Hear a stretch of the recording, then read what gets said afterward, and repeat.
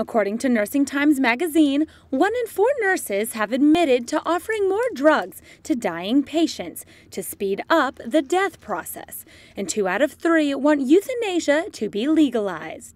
Canadian nurse Christina Hodges was once included in the smaller 25% of this statistic. She explained in a conference hosted in Rome by Provita Onlus that these actions were a normal part of her daily routine. When I became director of nursing in a long-term care home, the doctor would provide us with orders, palliative care orders. For example, 0.5 to 2 milligrams of morphine per hour, or suspend food and water. So even if they are not yet dying, they would be by dehydration. One day, Hodges realized that her care to her patients was not respectful and loving care, but an assisted death or euthanasia being carried out by doctors or nurses around her, including herself. It happened on Ash Wednesday 4 years ago, and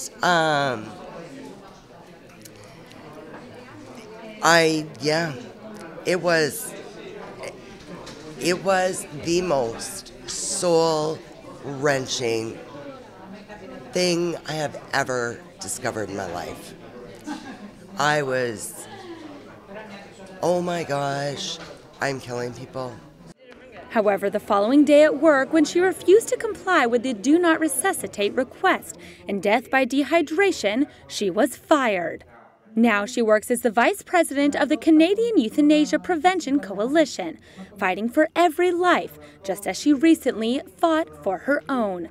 Christina suffered a stroke and was in a coma a year and a half after her revelation, and she understands her life could have been taken by the nurses caring for her.